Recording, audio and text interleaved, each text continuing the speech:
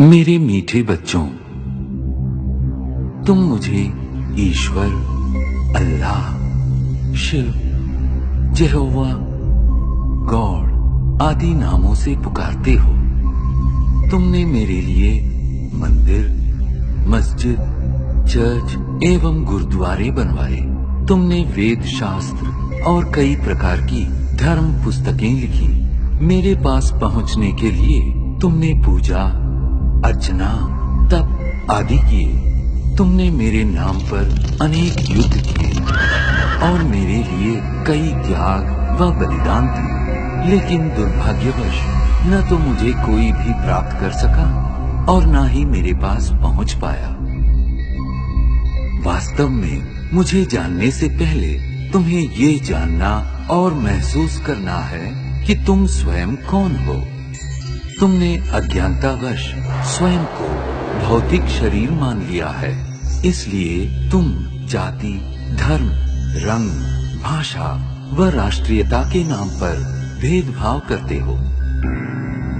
स्थूल नेत्रों से दिखाई देने वाला तुम ये नश्वर शरीर नहीं हो। तुम तो अविनाशी आत्मा हो, जो भ्रिकुटी के मध्य में स्थित होकर इस शरीर को नियंत्रित करती हो। अतः स्वयं को शरीर द्वारा कर्म करने वाली आत्मा अनुभव करो।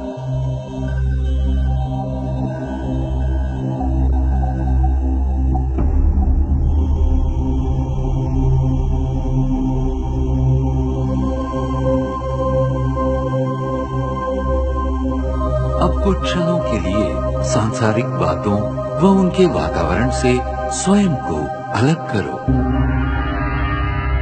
इस देह को भूल अपने आप को भ्रिकुटी के मध्य में चमकता चैतन्य सितारा अनुभव करो।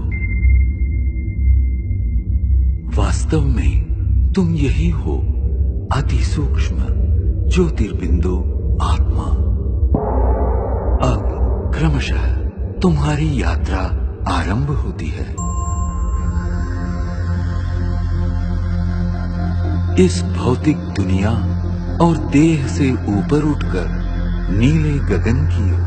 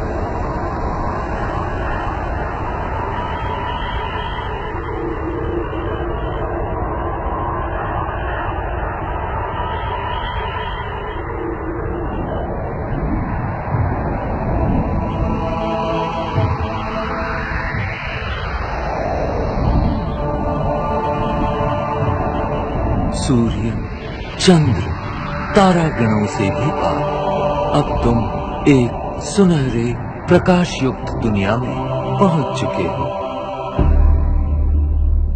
ये वो आत्माओं की दुनिया है जिसे ब्रह्मलोक, शांति धाम, मुक्ति धाम व परम धाम कहा जाता है। ये मधुर शांतिपूर्ण दुनिया तुम आत्माओं का और मेरा भी मूल निवास स्थान है। मैं तुम आत्माओं का पिता, परम पिता परमात्मा शिव हूँ। तुम आत्माओं की तरह मैं भी अति सूक्ष्म हूँ। ज्योतिर्बिंदु होते हुए भी ज्ञान गुणों में सिंधु के समान हूं। मैं सर्वशक्तिमान जन्म मृत्यु के चक्र से परे होने के कारण सदा पावन हूं। तुम सब आत्माएं मेरी प्रिय संतान हो। प्रारंभ में तुम आत्माएं भी मेरे साथ परम धाम में ही निवास करती थी। बाद में तुम जन्म और कर्म का अविनाशी अभिनय करते सृष्टि नाटक मंच पर अवतरित होते हो।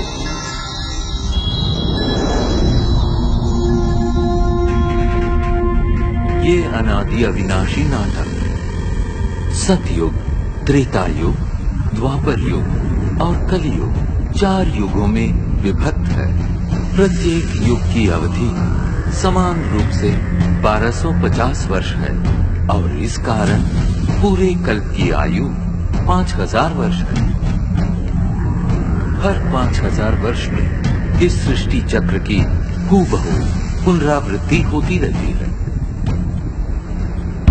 कल्प के आरंभिक काल में सभी प्राणी और प्रकृति के 5 तत्व पावन थे। उस समय संसार सुख, शांति और आनंद से परिपूर्ण था।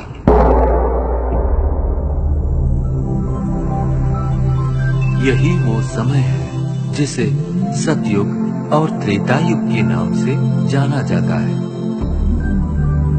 जहां तुम देवी देवता के रूप में रहते थे।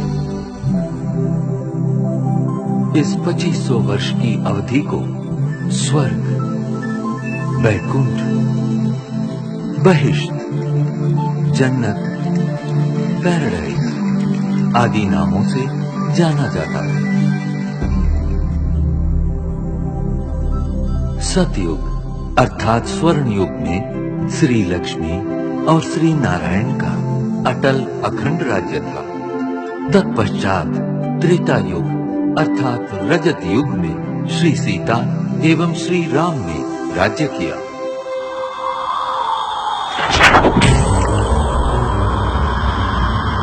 द्वापर युग में देहभान के कारण तुम विकारों में प्रविष्ट हो गए और इस कारण अपनी शक्तियां खोने लगे।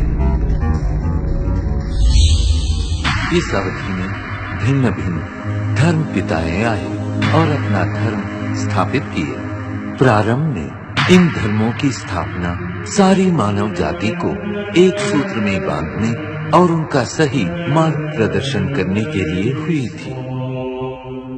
अब इस कलियुग अर्थात कलह युग में मानव मन में विद्यमान 5 विकार चरम सीमा पर है, जिनके कारण 5 तत्व प्रदूषित हो गए और तुम शांति एवं खुशियों से वंचित हो गए।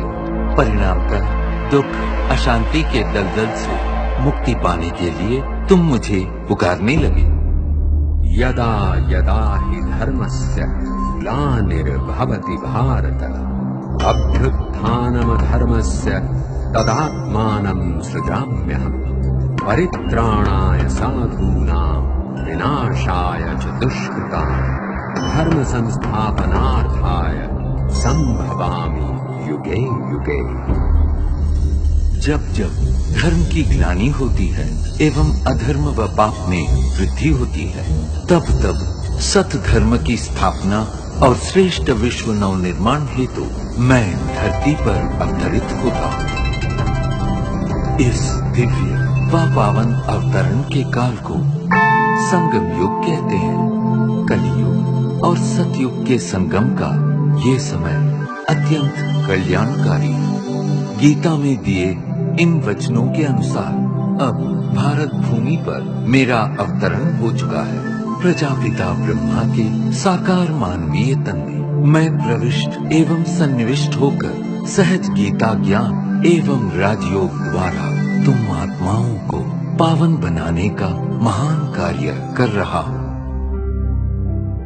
अब तुम देह सहित देह के सर्व संबंधों को भूल स्वयं को आत्मा निश्चय कर मुझ परम पिता परमात्मा को याद करो।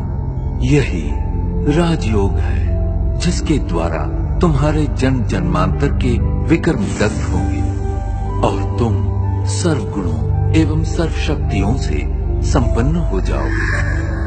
याद रखो, प्रकृति के पांचों तत्व भी तुम्हारे इसी संपन्नता की प्रतीक्षा कर रहे हैं। मेरे प्यारे बच्चों, मैं वही हूँ जिसे तुम अनेक वर्षों से खोज रहे हो।